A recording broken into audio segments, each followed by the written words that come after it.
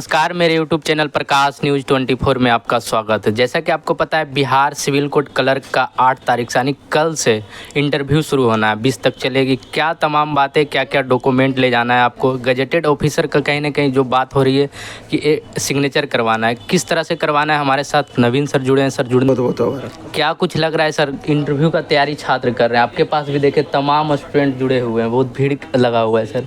किस किस बातों का ध्यान रखना है सर? किस तरह का वहाँ क्वेश्चन कुछ पूछा जाएगा? जो स्टूडेंट आपके पास नहीं आ पा रहे हैं, गांव में हैं, कहीं दूर हैं, उनके लिए क्या सलाह देंगे सर? जैसे हालांकि देखा जाए तो चूँकि ये फाइनल स्टेज का एग्ज़ाम होता है इंटरव्यू, और सब अच्छे अच्छे बच्चे इसमें होते हैं। चूँकि आप पीटी पास करते हैं, मेंस पास करते हैं, तो स्वाभाविक रूप से आप में क्वालिटी होती है। बस इंटरव्यू में आपका इन्हीं चीज़ों को देखा जाता है कि जो आपका सब्जेक्ट नॉलेज है, या फिर सिविल कोड का इंटरव्यू है उसके बारे में किस तरह का नॉलेज है, आपका पर्सनालिटी कैसा है, बहुत सारी छोटी छोटी बातें होती है जिस पर गौर की जाती है।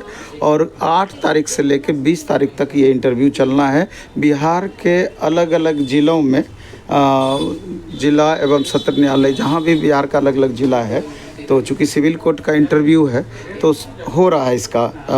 तो इसमें 13 और 14 को नहीं है इंटरव्यू आपका, 13 और 14 को नहीं है, लेकिन बाकी दिन आपका लगातार 8 से 20 तक। हाँ, 8 से 20 तक लगातार इंटरव्यू है। तो थोड़ा सा अभी जिसका नज़दीक है, कल से इंटरव्यू चूँकि प्रारंभ हो रहा है, तो डॉक्यूमेंट्स को लेकर के थोड़ा बच्चों में कन्फ्यूजन रहता है। एनसीएल ईडब्ल्यूएस के रिगार्डिंग थोड़ा कन्फ्यूजन रहता है। फ़ोटो अटेस्टेड के मामले को लेकर के कन्फ्यूजन होता है, और किस तरह के क्वेश्चंस पूछे जा सकते हैं, इन सब छोटी छोटी चीज़ों को लेकर के कन्फ्यूजन होता है। हालांकि बहुत उतार चढ़ाव वाला इसका ये रिजल्ट रहा है।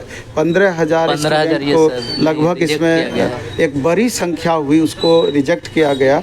और हालांकि रिजेक्ट करने के कई कारण बताए गए। छात्र बिल्कुल भी इससे संतुष्ट नहीं थे। अगर छात्र आरटीआई भी लगाते हैं तो ये सारा प्रोसेस पूरा हो जाएगा, उसके बाद ही आरटीआई काम करेगा, इसलिए उस समय बहुत इसका मतलब नहीं रह जाएगा। इसलिए कि खास करके डॉक्यूमेंट्स वगैरह की जो बातें कही जाएगी, कोर्ट के मामले में थोड़ा ये ज़्यादा ही स्ट्रिक्ट रहती है। अब जहाँ तक क्वेश्चंस का सवाल है, आप देखेंगे एक इंट्रोडक्शन होता है, जो पिछले बार भी कोर्ट रीडर का हुआ या इसके पहले भी लगातार होता आया इंटरव्यू।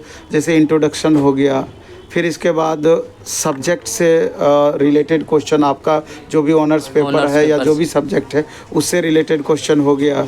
इसके अलावा आपके गृह जिला से रिलेटेड क्वेश्चन हो गया, अगर उसमें कुछ खास है तो। डेट ऑफ बर्थ, नेम से रिलेटेड अगर कुछ खास है उससे रिलेटेड। पिछला बार तो कुछ ट्रांसलेशन भी पूछा गया, कुछ वर्ड मीनिंग भी पूछा गया। अबाउट सिविल कोड से भी क्वेश्चन पूछा गया, जो कि सम्मन क्या होता है, तो उसके बाद एफआईआर क्या होता है, जुडिशियल से। बिल्कुल, उसमें जो आपका पोस्ट है उस पोस्ट का क्या वर्क है, विशेष परिस्थिति में या गोपनीय कुछ बातें रहेंगी तो उसको आप कैसे मैनेज करेंगे, गोपनीय दस्तावेज को कैसे आप मैनेज करके रखेंगे, वगैरह वगैरह बहुत सारी बातें, तमाम बातें हैं। तो एक तो ये बातें हो गई। दूसरा हो गया कि डॉक्यूमेंट से रिलेटेड। तो सबसे पहले तो हम ये कहना चाहेंगे कि जिनका भी इंटरव्यू होना है तो डॉक्यूमेंट्स को अपना दुरुस्त कर लें। एक लंबा सा लिस्ट है डॉक्यूमेंट्स का। हम चाहते हैं कि हर छोटी छोटी बातों पर इसमें गौर करके हम इसमें चर्चा करेंगे। बाकी सब तो स्टूडेंट को पता ही होता है, सारा गाइडलाइन भी इसका दिया गया है, फिर भी कुछ जगह पे कन्फ्यूजन स्टूडेंट का रह जाता है। तो सबसे पहले तो ये देखना है कि original with self attested certificate. जी, ओरिजिनल। हाँ, जैसे मैट्रिक का, इंटर का, ग्रेजुएशन का, सबका ओरिजिनल नहीं चलेगा। ओरिजिनल सर्टिफिकेट देना है, और मार्कशीट आपको ओरिजिनल लेके जाना है, और 2 प्रति उसका सेल्फ अटेस्टेड भी आपको रखना है। सेल्फ अटेस्टेड मांगेगा 1 ही प्रति, लेकिन 2 या 3 एक्स्ट्रा प्रति भी आप उसका रख सकते हैं, रख लेना चाहिए। किसी तरह का रिस्क नहीं उठाना चाहिए। और एक किसी मजिस्ट्रेट ऑफिसर से एक फ़ोटो का भी आपका कॉलम दिया हुआ, उसमें 2 फोटो चिपका करके, जो कुछ सिग्नेचर आपका फ़ोटो पर रहे, कुछ नीचे रहे, उस पर मोहर भी उसी मोड में रहे, नीचे में प्लेस है, डेट है, उस तरह से मजिस्ट्रेट ऑफिसर से किया हुआ वो भी रहना चाहिए। तो यहाँ पर आपका है 10th 12th ग्रेजुएशन का मार्कशीट एंड सर्टिफिकेट, अगर ओरिजिनल किसी के पास नहीं है तो वैसी परिस्थिति में आपके पास कोई ऑप्शन ही नहीं है, तो प्रोविजनल का यूज कीजिए। और बाद में पिछले बार भी कोर्ट रीडर में ऐसा हुआ है कि बाद में आपको 15 दिन का समय दिया गया है, 15 दिन में ओरिजिनल आपको लाने के लिए कहा गया था। 3 कॉपी जेरोक्स की हमने बातें कही। और ग्रेजुएशन फाइनल ईयर का आपको मांगा जाता है जनरली, लेकिन बट आप ऑल ईयर का अपने पास रख लेंगे। किसी तरह का किसी तरह का रिस्क वहाँ पर नहीं उठाना है। अगर मांगा जाएगा तो उस समय प्रस्तुत करना है। और एप्लीकेशन फॉर्म का प्रिंट आउट भी आपके पास होना चाहिए। हालांकि पिछले बार बहुत बच्चों को नहीं था, तो बाद में लिंक जनरेट करने का भी सुविधा दिया था और फिर उसको लिंक जनरेट करके दोबारा मौका दिया गया था और फिर बच्चे उसको निकाल पाए। मे बी कि इस बार थोड़ा फैसिलिटी दे, अब आगे पता चलेगा। फ़ोटो एप्लीकेशन भरने के टाइम में जो फ़ोटो था सेम वही फ़ोटो लगा, सेम फ़ोटो वही मांगता है। और अगर विशेष परिस्थिति में नहीं है तब तो अभी वर्तमान का ही दीजिएगा, लेकिन कोशिश करना है कि वही फ़ोटो आपका रहे तो ज़्यादा बेहतर है।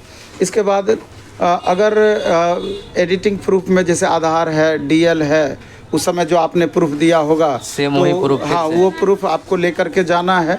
अगर उसमें कुछ गलतियां हैं तो कोशिश करना है कि उसको सुधार कर लेना चाहिए आपको। इसके बाद प्रोविजनल की हम बात बोले कि ओरिजिनल नहीं होने की स्थिति में प्रोविजनल भी आप दे सकते हैं। 15 दिन का बाद में आपको समय देती है इसको इसको लाने के लिए। आपको कोशिश करें कि ओरिजिनल ही आपको लेकर के जाना चाहिए। अगर कंप्यूटर सर्टिफिकेट उस समय आप दिए ही होंगे तो उसका ओरिजिनल और जीरोक्स कॉपी भी रखना है, क्योंकि जितना भी आप सर्टिफिकेट देते हैं उसका सर्टिफिकेट नंबर मैच कराया जाता है। सर्टिफिकेट नंबर वही मैच कराया जाता है। इन बातों को ध्यान रखना है। इसके बाद कास्ट सर्टिफिकेट, डोमिसाइल सर्टिफिकेट लेकर जाना है। कास्ट सर्टिफिकेट SC ST के केस में, और डोमिसाइल सर्टिफिकेट का मतलब होता है कि रेसिडेंशियल सर्टिफिकेट, यहाँ का आवासीय निवास प्रमाण पत्र आपको लेकर के जाना ही जाना है। Caste certificate along with domicile certificate. और NCL सर्टिफिकेट का जहाँ तक सवाल है, BC EBC के केस में जो NCL सर्टिफिकेट लगता है सबसे ज़्यादा NCL के लिए, तो जैसे 22-23 का आपको बोलता है तो स्वाभाविक है कि 22-23 का NCL के लिए 21-22 का आपको इनकम वगैरह लगेगा, 1 साल पहले का वो चीज़, तब जाके आपका 22-23 का बनेगा। आधार वर्ष उसका यही होता है। और अगर उस समय का किसी खास कारण बस आपके पास नहीं है तो उस परिस्थिति में आप लेटेस्ट भी, पिछले बार भी देखा गया है कि लेटेस्ट भी आप लेकर के जा सकते हैं। पिछले बार भी उसको एक्सेप्ट कर लिया गया था। इन बातों इस बार भी तो लेकिन नियम ये होता है कि लास्ट डेट के पहले का आपका बना हुआ होना चाहिए। अगर विशेष परिस्थिति में अगर नहीं है, आप करेंट का लेकर के जाएं। अगर एक्सेप्ट करेगा तो ठीक है, नहीं तो फिर UR में भी आपको डाल सकता है, ऐसा भी होता है। हाँ बिल्कुल। और EWS के केस में भी वही बात है, पहले का होना चाहिए, नहीं रहने पर आप लेटेस्ट भी लेकर के जाएं। फिर NOC, जो जॉब करने वाले हैं, NOC होना चाहिए। फॉर्म भरने से पहले का उस समय का NOC चाहिए। विशेष परिस्थिति में आपको देख लेना है, लेकिन NOC आपसे मांगेगा ही मांगेगा। 2 recent passport size photograph attested magistrate officer से होना चाहिए। एक पेज पर आपका फॉर्मेट भी दिया हुआ है, 2 फोटो उस पर चिपकाना है, आधा सिग्नेचर नीचे, आधा फ़ोटो पर रहना चाहिए। मोहर भी उसी रूप में आपका रहना चाहिए। उसमें क्रॉस सिग्नेचर की बातें कही जाती है और प्लेस और डेट का भी मेंशन उसमें करना है। अगर अदर सर्टिफिकेट अगर आपने उस समय डाल रखा है तो उसका भी ओरिजिनल कॉपी आपको लेकर जाना पड़ेगा। आताती तत्वा केस में आपको करंट का बना करके लेकर के जाना है। यही डॉक्यूमेंट्स से रिलेटेड पूरा क्लियर कर दें सर डॉक्यूमेंट्स को लेकर। हाँ बिल्कुल, चूँकि यहाँ पर कन्फ्यूजन ज़्यादा होता है, तो कन्फ्यूजन आपका ना रहे, वहाँ चल कर के आगे चल कर आपको परेशानी ना हो जाए, इन बातों का ध्यान रखना। और 1 दिन पहले सेंटर पर आप पहुँचें जिस डिस्ट्रिक्ट में आपको अलॉट किया गया है, और एकदम रात भर अच्छी नींद लें, और जो रिपोर्टिंग टाइम आपका दिया गया है समय से आप पहुँचें, और पूरा डॉक्यूमेंट्स को आप अरेंज करके ले जाएं।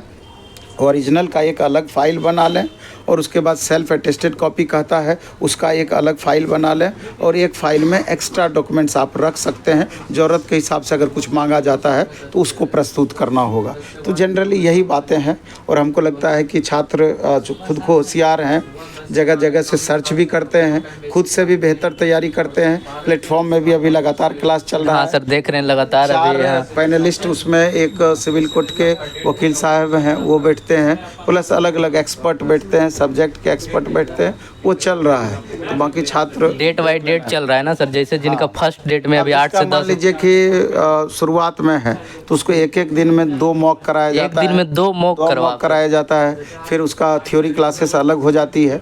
थोड़ा प्रेशराइज तो होता है, लेकिन सब चीज़ बेहतर चल रहा है। अब जिनका 15 के बाद है उनके पास तो पर्याप्त समय है, आराम से वो आकर के ज्वाइन करके अच्छे से कर सकते हैं। मैक्सिमम मॉक उनको देने का मौका मिलेगा।